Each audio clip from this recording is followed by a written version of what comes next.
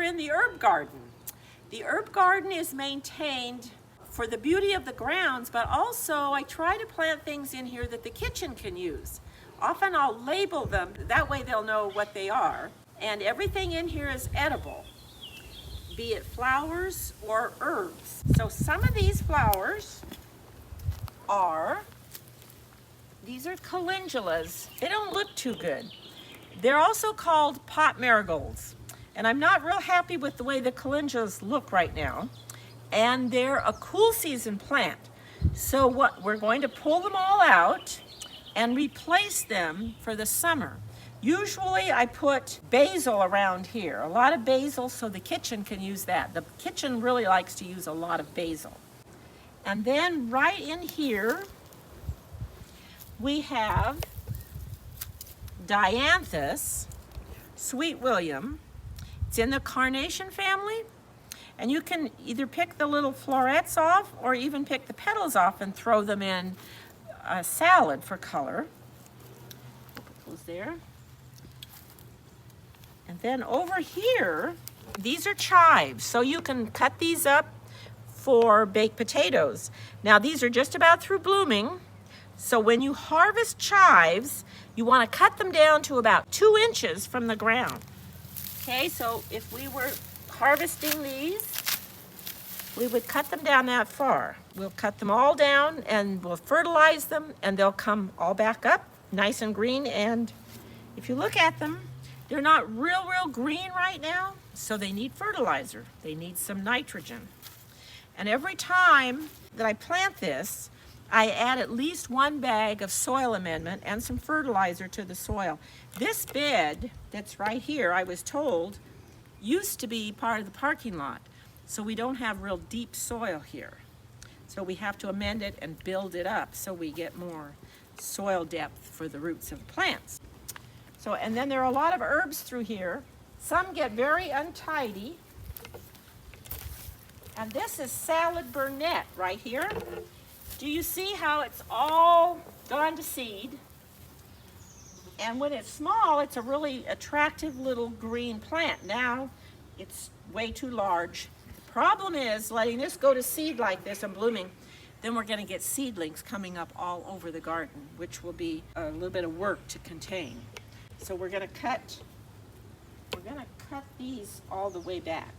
Maybe even pull it out because see, they're getting on top of everything. And over here, this is my favorite plant.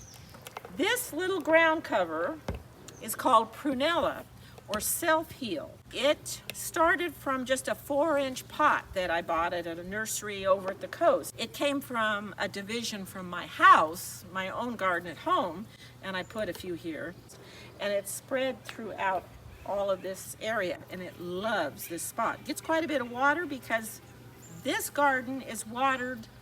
It's really not correct, but it's watered on the same line as the lawn here. So it gets watered sometimes more often than it needs, but it looks pretty good. Some of my favorite plants are the most hardy, and this is society garlic. It's really easy to grow, and if you run out of garlic, then you can come out and pick some leaves, and you can use these flowers, of course, in food, in cooking.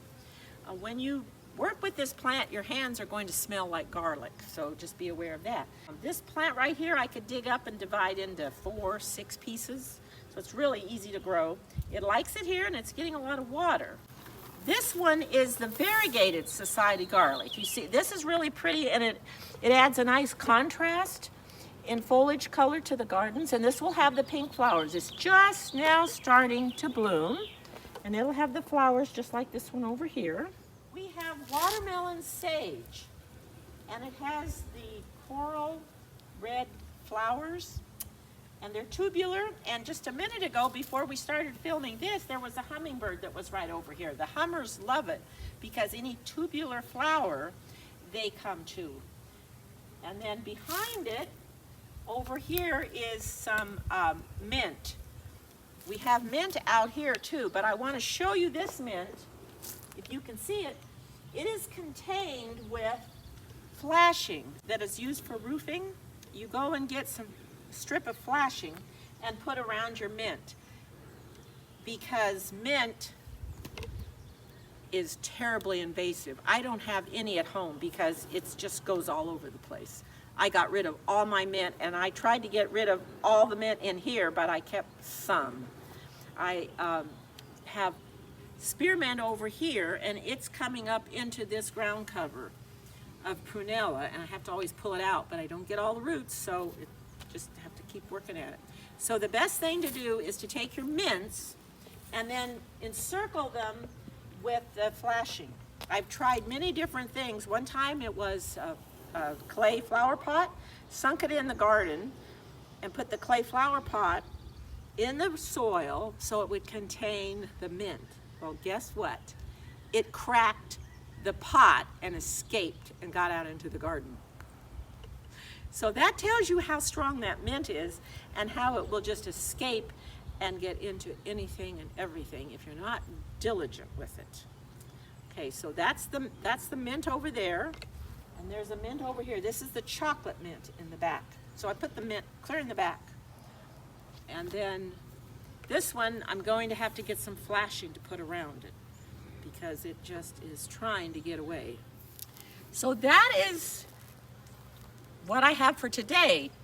The next visit, we will come back and we will start doing some more work, and we'll have more flowers to add, and we'll get basil and some other flowers to stick in here, and we'll also add amendment, and we'll spruce it up a little. See you then.